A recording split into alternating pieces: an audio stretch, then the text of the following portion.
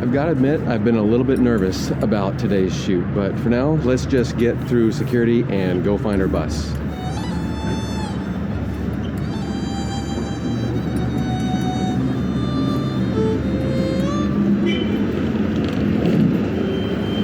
The whole purpose of this trip is to go to Laodicea and to not only learn about the place and the ancient times and all that other good stuff, but to draw understanding from the biblical perspective, biblical teaching and things like that. This brings a whole new level of, I guess, just the whole idea of storytelling and the whole level of teaching through my videos. And it's just something that I've been doing a lot of reading on, a lot of planning. It's just time to finally get it done. So what I decided to do is I'm going to get out there today and do what I'm going to call my normal shoot, a casual shoot. I'm going to then spend the weekend, today's Friday, so I'm going to spend tomorrow night and Sunday going over everything and taking a look at all these things and figuring out the exact storyline and figuring out the exact way that I'm going to roll it out in my what I'll call official videos. Feeling kind of like the apprehensiveness that I know some of my students feel. And of course, it's time now, as I tell my students, just get to it and get it done. Things are going to work out just fine. You have to take that first step. So that's what I'm doing today. I'm taking that first step.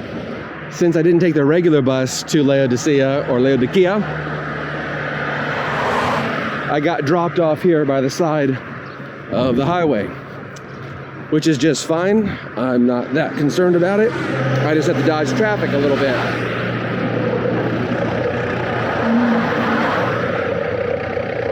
I'll go when this guy turns. Of course, I got another guy over there and someone wanting to do a U-turn. Obviously, highways aren't for foot traffic. Anyway, I've got about a kilometer walk this way to the entrance of the ancient site, and I'll be there.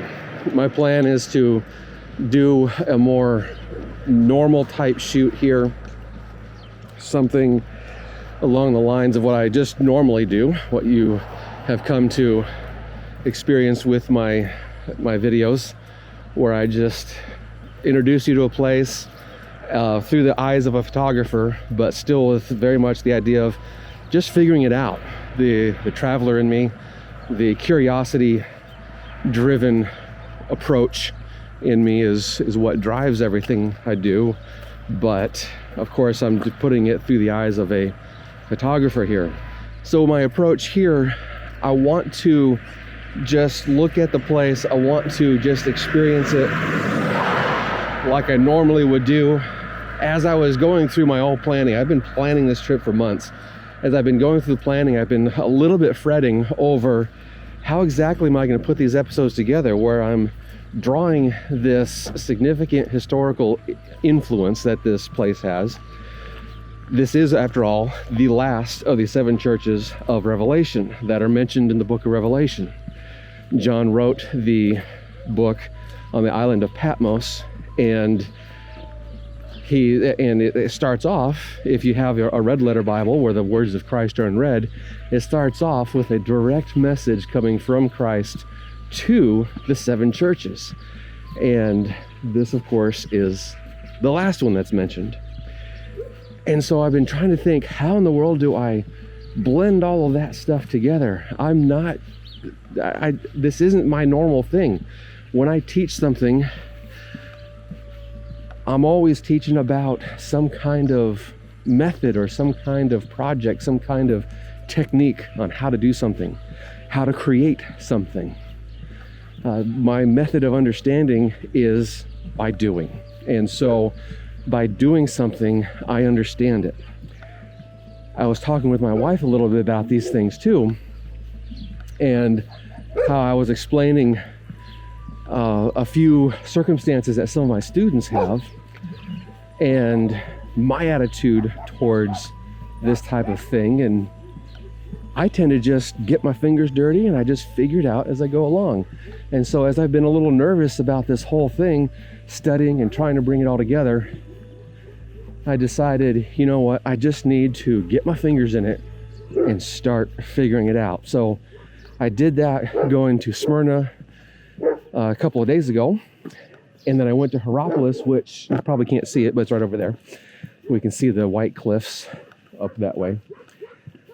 And while I was at Hierapolis, I got to thinking, I was like, you know what? I need to do the same thing at Laodicea.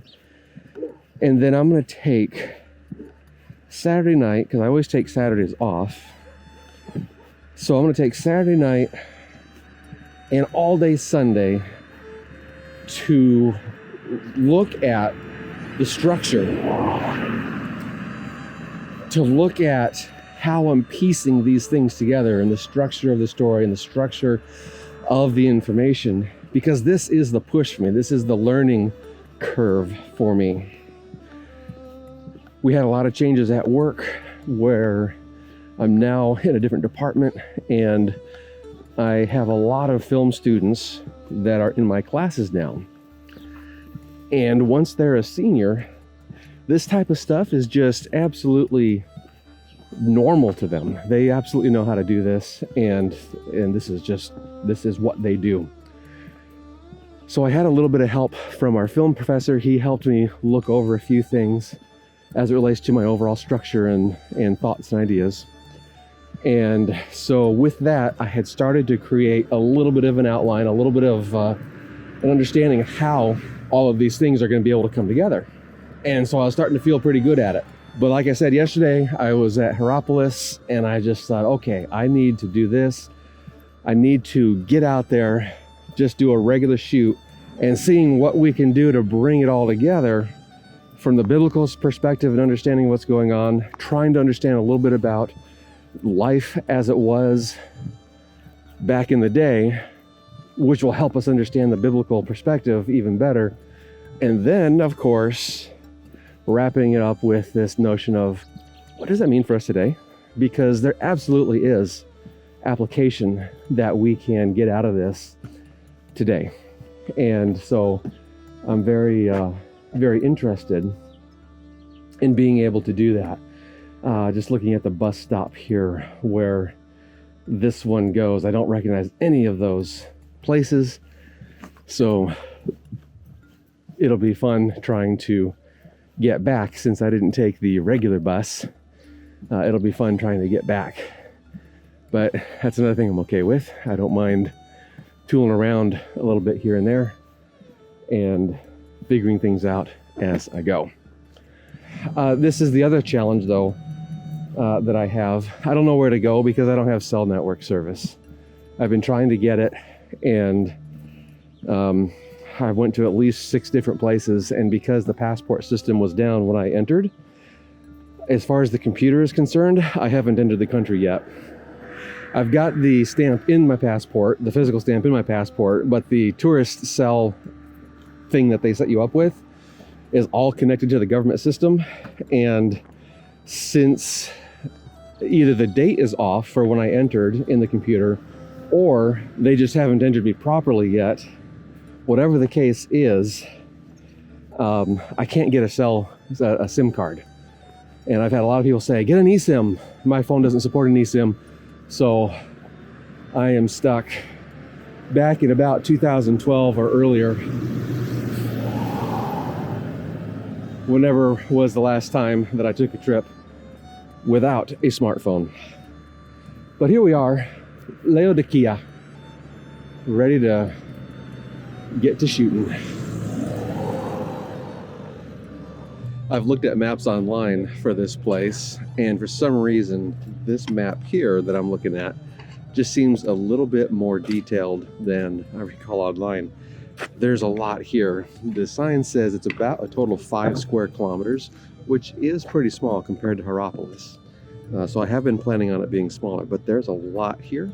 So it's a good thing that when I get to my real studies, my real videos, I have 3 whole days planned to be here if I need it. And with something that size, with that much stuff, it's quite possible I'm going to need it.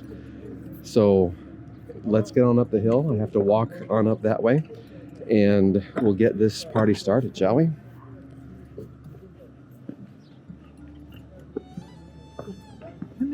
I do see a crane up here, so I'll have to contend with that if I want to eliminate the crane anyway. That'll be a fun project or challenge to move around. I had one at Hierapolis as well, but the location in where the crane was located, it was a really narrow stretch, and so it was kind of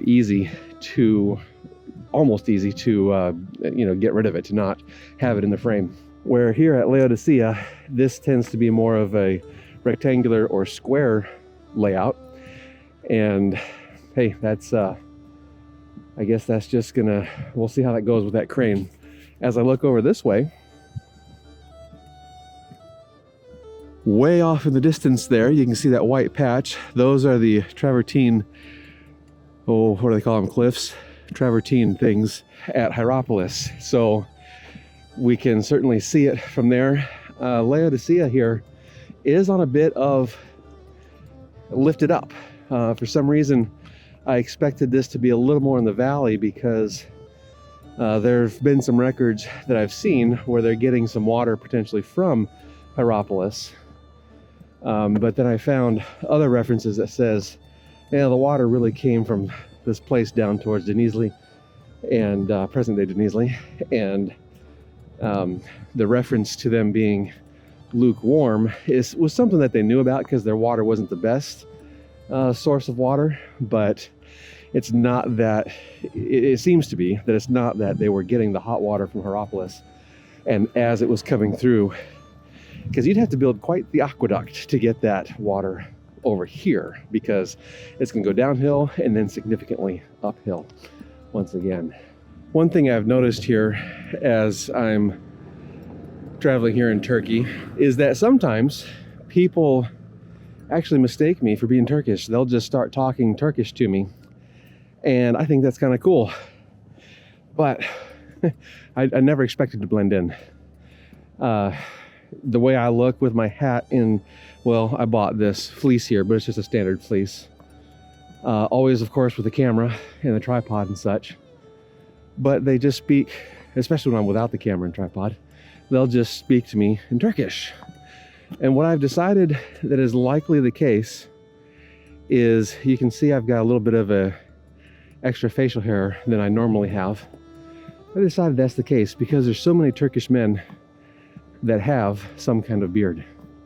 And so when I shave this weekend, I'm going to probably lose my Turkish appeal. But I guess that will be the price for what I have to pay to have a clean shaven face. Oh, there's another crane over here. They got a lot of work going on this site. Let's take a look. So we've got a little bit of a crane there and a significant structure that's going over something. So obviously they've got some kind of protection for some additional excavation or archaeological work that they're doing. And then way over this way is the other crane, and then we can of course see the mountains. And here we are, starting off with Syria Street. It's about 900 meters long, and it is the main entryway, I guess is what we'll call it.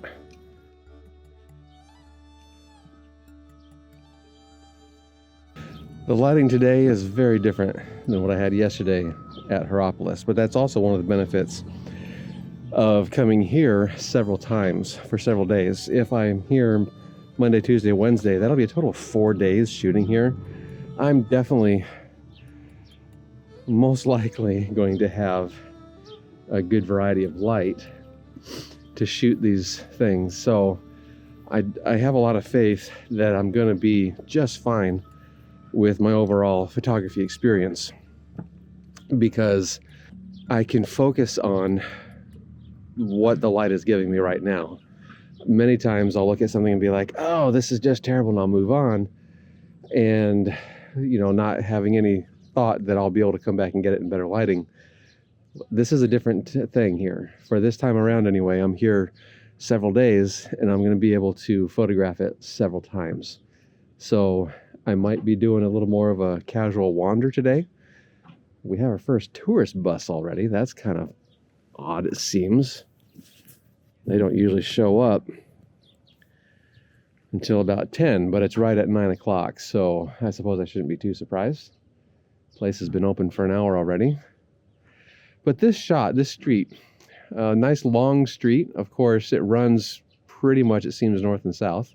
I don't have a compass to measure it exactly, but I'm just judging it based off of where the sun is now. And certainly in the afternoon, I'm going to have much more side light going on this. So it's the kind of thing where right now I think my options are limited with this particular subject. But as I look over that one, I see the mountains and I see how the columns are, shaped or juxtaposed right there. All I have to worry about is that yellow tractor thing.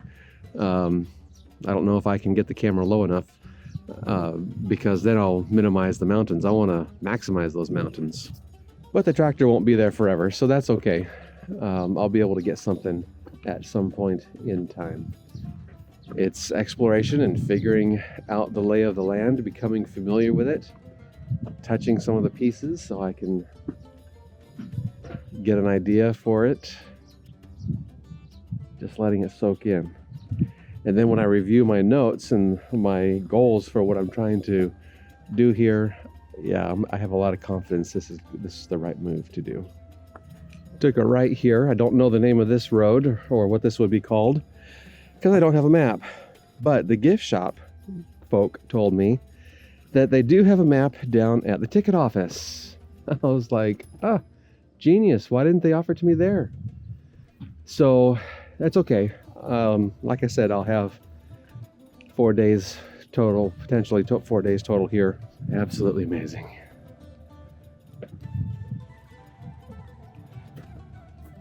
I think I found my first shot. Looks good.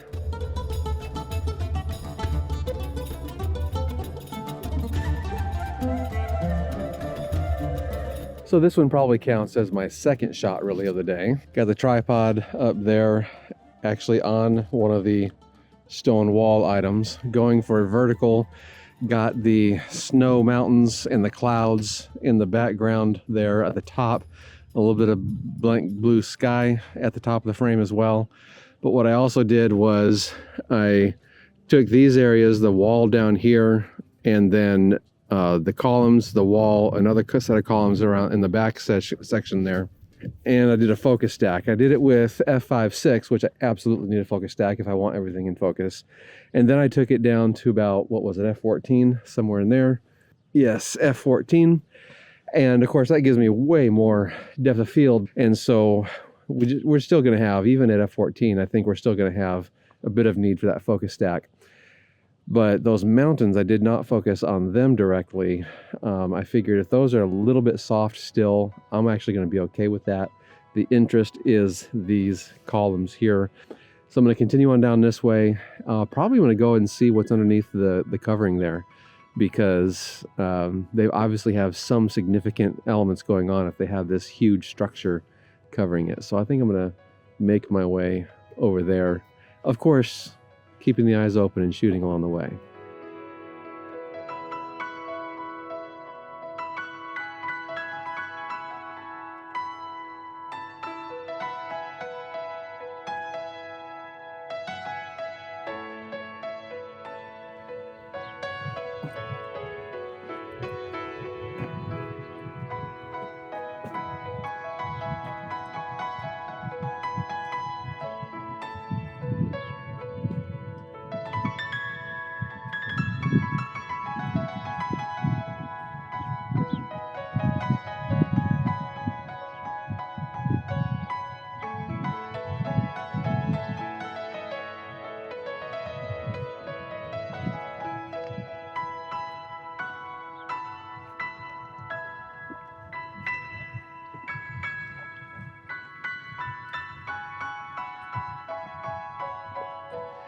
It's interesting how this is an excavation site, but of course they have the roof over it.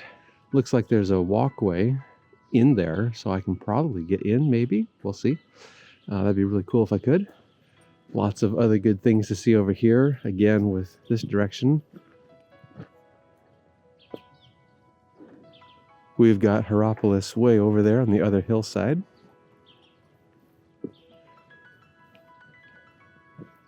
And I'm guessing they don't want us walking amongst these stones because they have this rope right here in front. So I'm inside this excavation area now. They've got lots of awesome mosaics. I love mosaics on the floor.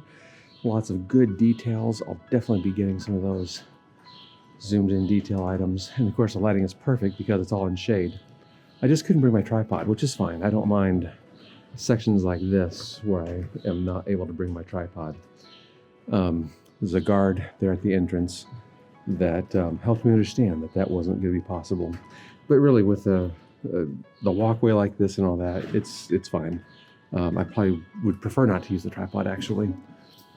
Let's take a quick little look around here, and then I'm going to just start shooting. This is really awesome.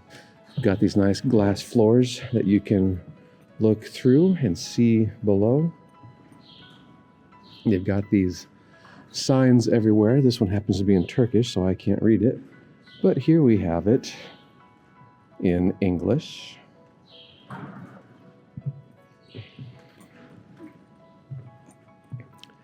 And check that out. Those mosaics. And then the tile work for the flooring.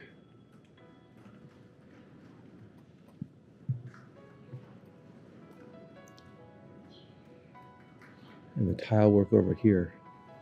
But when I see the work like this, where it's the mosaics or the tile work, the brick work, it's just something that gives us that human connection of thinking, what would it be like in the first century? And of course, this place, I think it was around the 7th century, it was finally abandoned. So for several hundred years, there was basically, I guess we can just call it a good, thriving city. Oh man, so much good stuff. And there was just lots going on here. And for us to uncover it now and to see what life was like, to see this is what their floors looked like. This is what their bathrooms looked like. This is how they pressed the olive oil. It just helps the imagination, and it helps the understanding of what life was like for them, at least just a little bit. It certainly is nowhere near as good as if we could transport ourselves back in time, but since that's not possible, this is the next best thing. All right, I'm gonna grab a few photos here, and I think we'll take a look at these photos right now. As far as you're concerned anyway, you get the benefit of editing, post-production, and the like. Oh, lots of wonderful subjects here. I hope you can make it out here someday. This is truly a beautiful place. Absolutely marvelous. Time for pictures.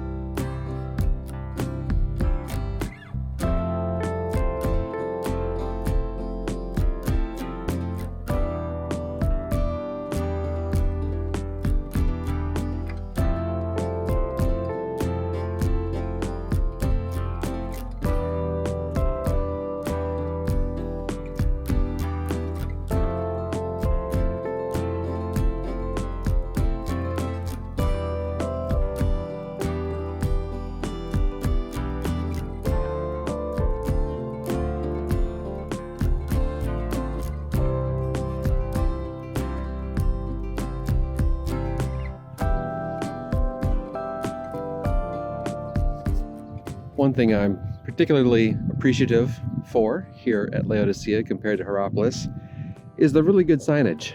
They had signage over there at Hierapolis. It just wasn't as good as here. That's all there is to it.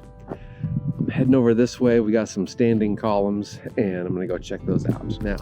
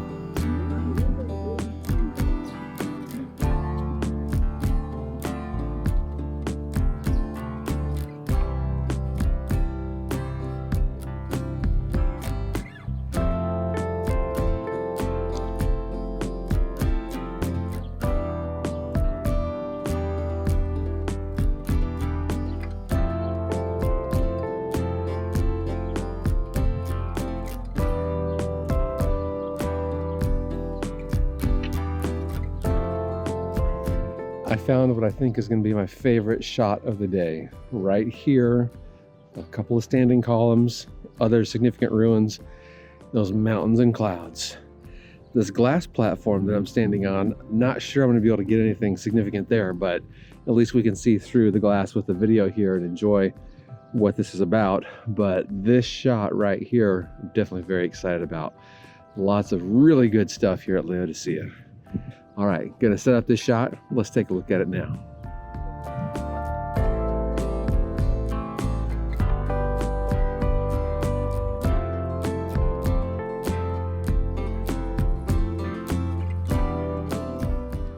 It's shots like this that the shift lens was made for. So I'm gonna get two shots. The good shot, I'll show you first. I just have to wait for the people to clear out. That's no problem. I'm a patient guy. The next shot will be if I didn't have it shifted. These columns were able to keep them straight because we have the shift capability.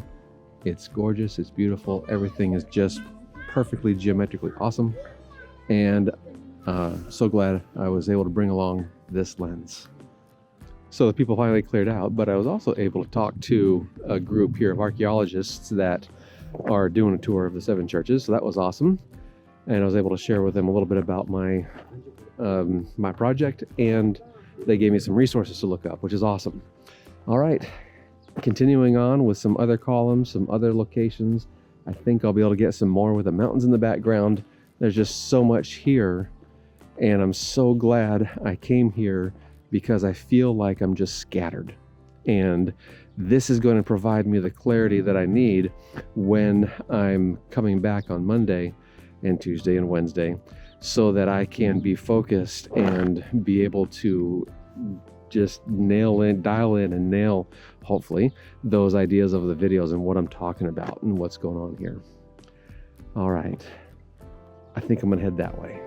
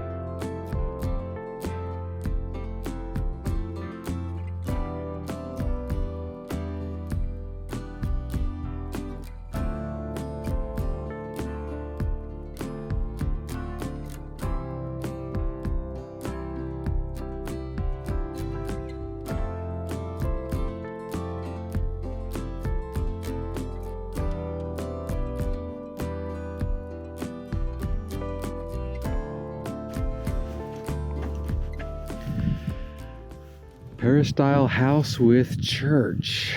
Nice.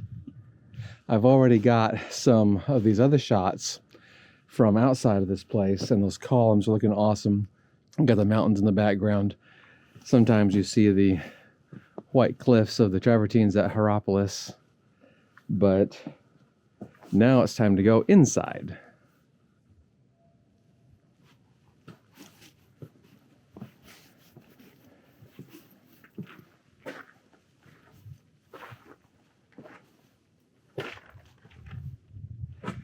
And check that out, with those columns in the distance, I know I'm going to be able to get a great composition somehow with that.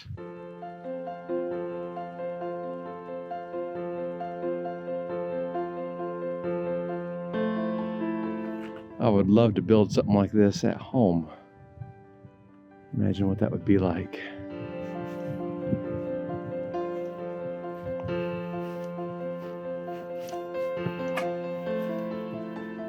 Boy, take a look at this theater. It's really cool. It's just amazing. I think the thing I like about it the most is just the fact that it's still in ruins. It's not been brushed off and whatever else. So it's kind of, I guess, how we would expect to see it given the age and how old it is. Some of these other theaters that they've cleaned up and whatnot, that's really cool too, but I have a certain respect for this. I think that's just great. And so what I did though with this scene, I tried to do a pano. So I did a pano with the 14 millimeter, and when you do that, of course, I need to angle the lens down a little bit. Whenever I angle the lens, whenever I'm not shooting straight across, a panorama, especially the wider angle you get, gets to be more of a challenge. And I decided I was going to also try a pano with the shift lens, but not by just shifting the element so that that creates a pano. I am shooting straight across, and then what I'm able to do is rotate the axis of the lens so it's pointing different directions, and then we'll see how that stitches together. So I imagine I'll probably interrupt myself right now from the studio, where I'm going to take a look at these two processes, these two sets of images with you, so I can describe this a little better and showcase for you exactly what is going on. But then, of course, we'll take a look at the results. So take it away in the studio, and we'll be back after that. Hey there, welcome to the studio, or also known as my school office. So let's jump into Lightroom now and take a look at these images. What I've got here on screen first is the initial stitch, where these three images here, this one, and this one, were stitched together, and it looks like they're slightly out of order. If I were to reorder it, it wouldn't be a problem. I can just do that, and now we go in order. There it is. All right, so all stitched together, and then the three items here. This is a pretty good stitch. Nothing too terribly wrong with that. I need more processing, but it's a pretty good stitch. So what I was talking about there in the field was when I'm pointing down with such a wide angle lens, these elements in the lower part of the frame, they're going to be a little bit distorted. And so that's why I have considerable overlap between these frames, is because I knew there was going to be a lot of distortion, and I wanted Lightroom to have a lot of flexibility in what to do. Of course, the sky, there's no details. It doesn't need to do anything there except just keep a nice even tonality that doesn't look weird. But when I use that shift lens, I can have the camera pointing straight across, and then I just lower the front element of the lens so it then will look at a different part of the scene in front of me without that distortion. Those images I have not worked with yet, but here they are. So this is at 20 millimeters, so we have a little bit different field of view going into it, whereas the other one was 14 millimeters. But I got a lot more of these. So there's 1, 2, 3, 4, 5, 6, 7, 8 images in total. And so when I select all of these, I selected one too many, so let me get rid of that. I'll go back and just highlight this first one to make that my sort of like my anchor image, whatever. I will right click on it, then I'm going to go to photo merge, and I'm going to hit panorama. It says unable to merge the photos, not enough matching photos for merging. Let's see what happens with cylindrical projection and perspective projection. So after looking at these images, I'm realizing that it's not even possible with Lightroom to merge these images as a panorama. I just went through each of these, spherical, cylindrical, and perspective, and every time it's telling me it can't take these images and merge them together. Let's try one thing and let's see if we're going to be able to merge at least 2 of them together. Can we at least do that? So we can at least do some of these images. I'm going to cancel this out and I'm going to add a little more to it. So I'm going to skip every other image here now. It didn't like that. So let's see if I can just do these 3 images. All right, it's taken these 3 images, at least on the perspective. It doesn't like it for spherical or cylindrical. So this tells me something. This is basically, I'm learning something here, and that is when I do panoramas with a shift lens, I don't want to be moving it from side to side. I don't want to physically turn the camera on its tripod, on the tripod head. But when I shift it and I move just the element itself and capture 3 frames across the field, I've done that in previous videos and it's perfect. Things look just excellent. It's really good. What that also means is Lightroom likes, I think, that distortion a little bit. It must have some kind of advantage because of that distortion. It's able to smush things around and make it happen as it relates to getting us a good stitch. So I'm going to go ahead and finish processing this image so you can see how that goes. I'm going to go silent, but you're just going to see it speed right on through, and then we'll pick it right back up in Turkey.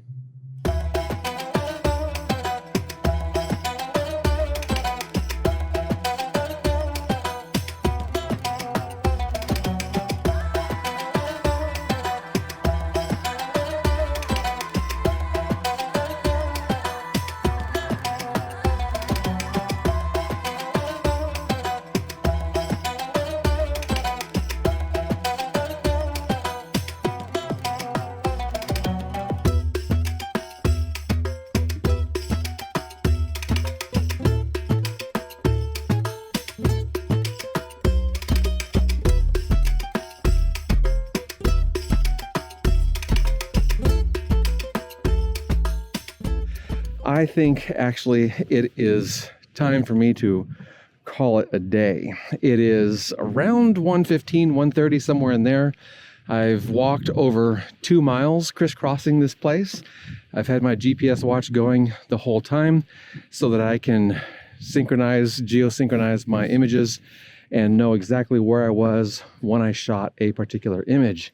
That's hugely important to me, especially with this project. But I can tell my energy level, my creative energy level is just kind of waning a little bit. Thank you so much for watching. Thank you so much for being here and taking a ride with me here as I explore Laodicea and looking at all the awesome things that are just here waiting to be uncovered and understood. And so I invite you, as you are contemplating what to watch next, those videos that I'm going to be publishing here soon regarding the study that I'm doing, the whole project that I'm doing, the 7 Churches of Laodicea pilot project. Those episodes will be out, and I invite you to continue watching those. They will be a more specific study, not only on just the photography of the place, but it's about drawing a connection and trying to figure out ways of drawing a connection with the history and the present day and the work, and how is the work informed by all that, and of course, what can we learn from it today. The letters written to the 7 churches had a very specific purpose. They also have a purpose for us today. So we're going to do what we can to wrap all of that together in a package that is hopefully easily understood and enjoyable to see. Thanks so much again. Until next time, God bless and happy shooting.